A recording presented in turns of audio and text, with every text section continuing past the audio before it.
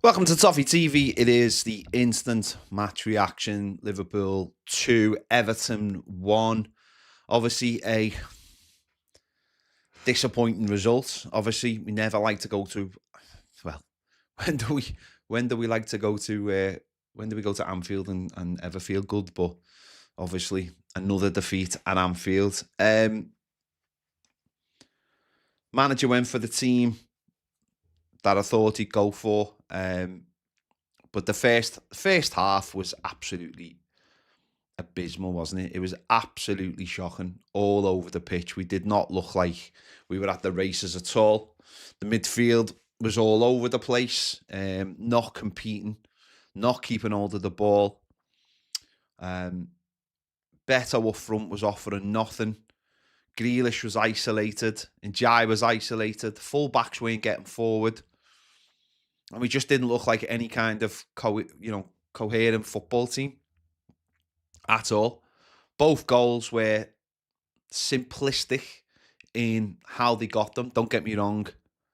The first goal was an absolutely brilliant finish. Wouldn't say anything about that. Second goal, far too easy. Adisagana Gay not tracking his man. We got towards the end of the first half, we got hold of the ball a little bit, without creating too many chances. But second half, we made a change. We brought Barry on, took Beto off, and immediately we looked better. We kept hold of the ball, but we had a little bit of purpose about us. We started to get it wide to Jack Grealish, and at first it wasn't really happening because no one was helping him. But then, something being calling for, and that, certainly last week, is Jack just puts a ball into the box. Great knockdown by Njai, and Garner smashes it in. It's an absolutely fantastic goal. To make it 2-1, it gives us that little bit of hope. And I thought in the second half, I thought we did really well. I thought we were competitive. I thought the midfield started to work. I thought Grealish was mixing it, starting to mix it up. Some crosses, some coming back, rather than maybe just lingering on the ball a little bit. Again, I said this last week. I think Jack's got to appreciate this. This Everton team was anywhere near the City team he played in, and sometimes he's just got to put it in the back. If I'm out of focus, I'm out of focus. There's nothing I can do.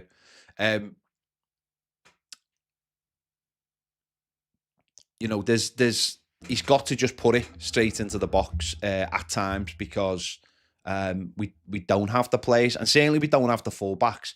Listen, we were playing a very, very good team today, a very, very good team who, are obviously the best team in the country. They're the best team in the country. There's no doubt about that. And it's difficult to just... it's difficult to just sit here and go, why didn't we do this and why didn't we do that? We're playing a very, very good team, and we're in the early part of what we're trying to be. So I think the thing with the first half was exactly what we've been saying all week. Please just turn up. Please just show a little bit of fight. Please just go there showing what we've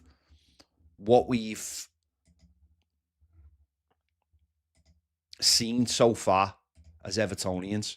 And it didn't happen. And that was the most disappointing thing. Whereas the second half, we actually went out and we showed something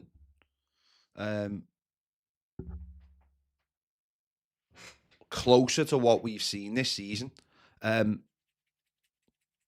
that's, I'll be honest, that's...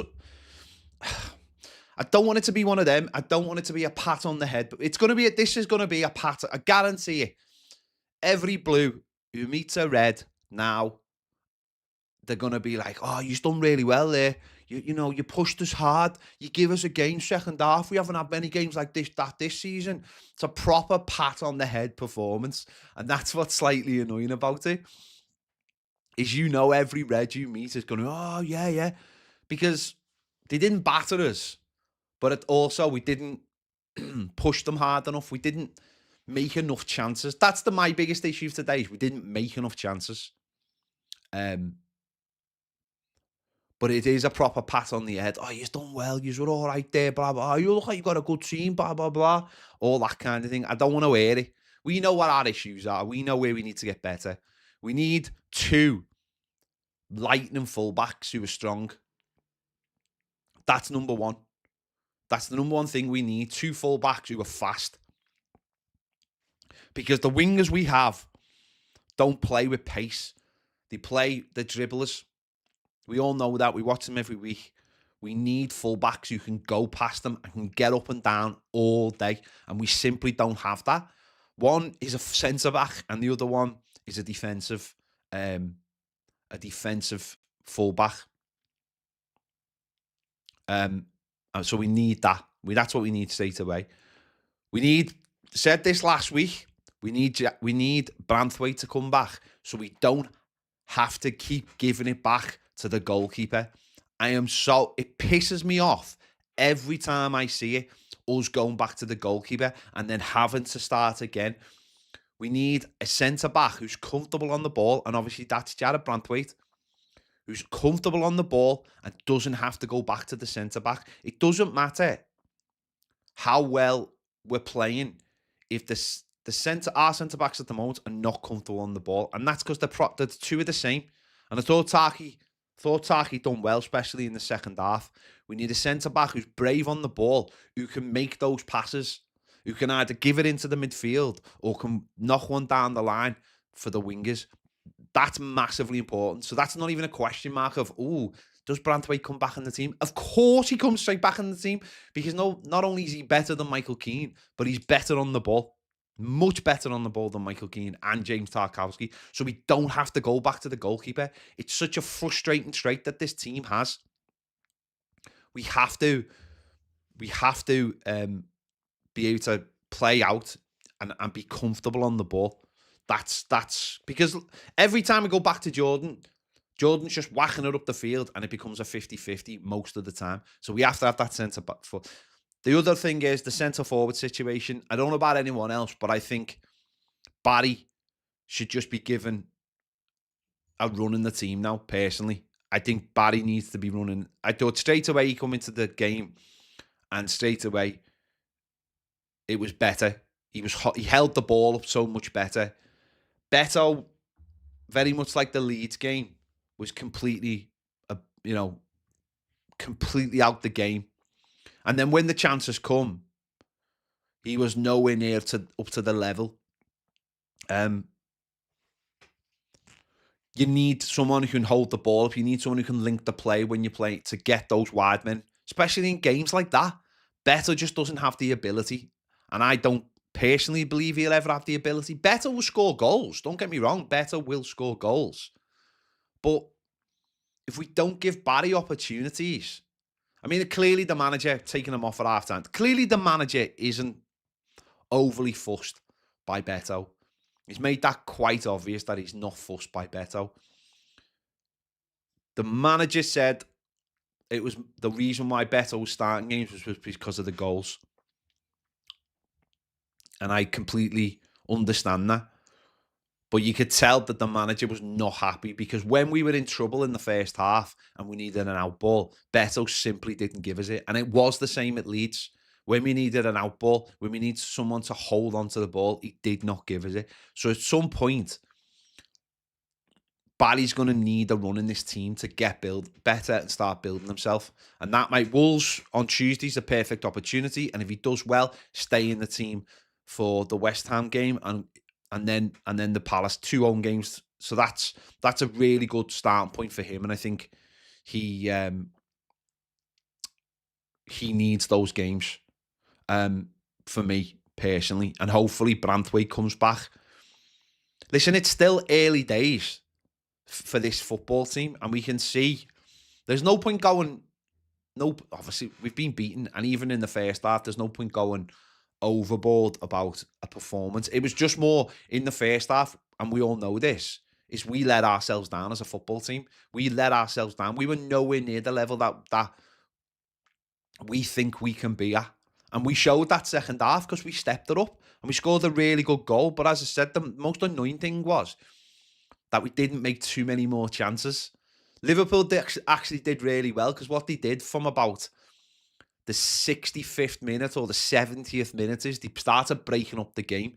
And this is where the referee made an absolute clown of himself because he wasn't good all game anyway because some of the fouls, there was one in Jack Grealish in the first half where Jack Grealish was just dragged to the ground right on the edge of their box and he never gave a foul. And then things like checking for, there was one where Jack Grealish had the ball and he kept it in and won a corner and he gave a throw. How the linesman sees that from all the way down there, and I don't know. That Jack Grealish like clearing one off the line with his chest and they check it for handball. I mean, what the honest to God, checking it for handball, anyone with eyes can see that he took it down on his chest. You could see him do the old, like, you know, spreading his body, taking it on his chest. But what I will say is Liverpool broke up the game really well and the referee helped that. But on two occasions, the pedantic prick. First of all, we take a quick one and Grealish is on the left on his own. And he goes, take it again. And then we do it again and he books Dewsbury Hall. I mean, what? When do you see players being booked for taking a free kick quick? Absolute bollocks. Absolutely just abysmal refereeing. And listen, when you go to Anfield, you need to be at your best. Of course you do. You need to be at your best. But what you need, and I'm not like the referee wasn't like, it wasn't, but it's the little moments like that where you're just like, what are we up against here? And at 3 minutes at the end. When was the last time you seen a game with only 3 minutes? There was a goal. I think there was at least 3 different sub windows, as they're called, and he only added on 3. Like if it was 2-2, it would have been more than 3 minutes. Let's be honest. It would have been more.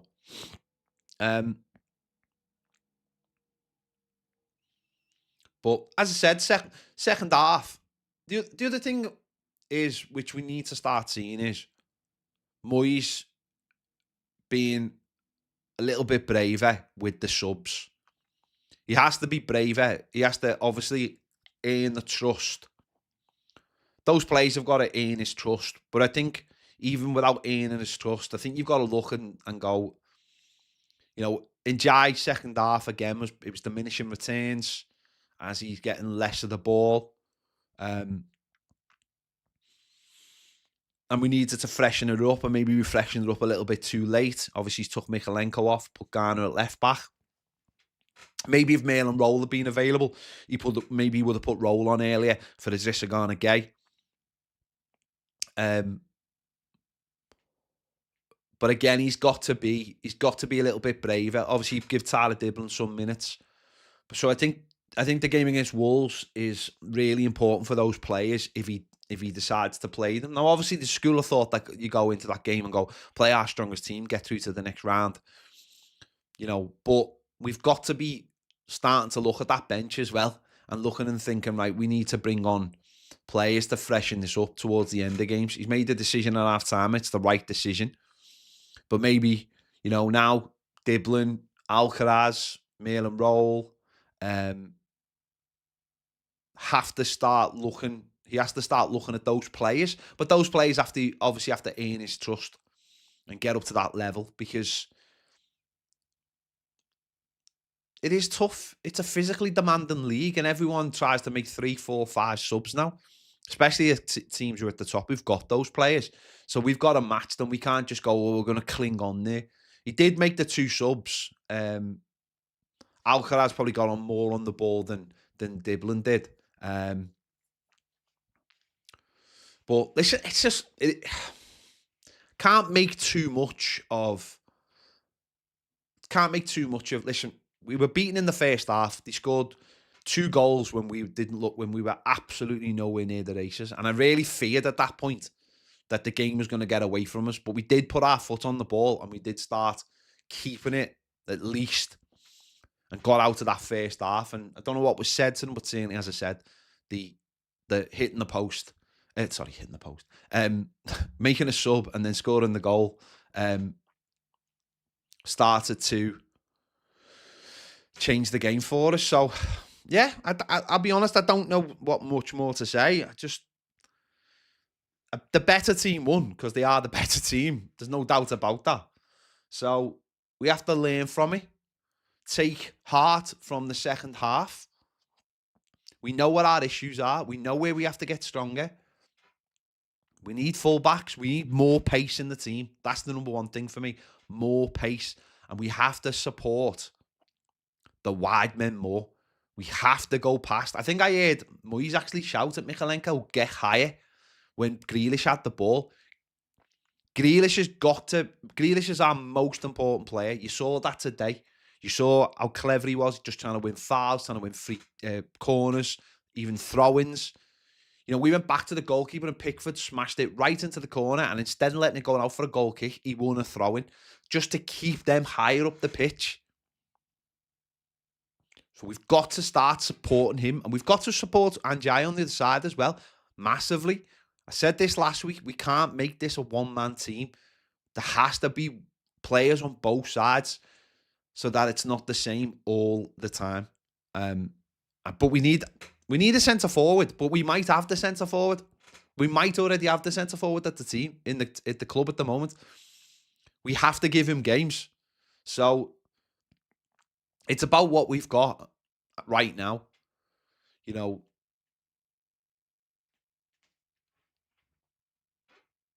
we'll see. But it's never, as I said, it's a pat on the head performance. We never want to go there and lose ever.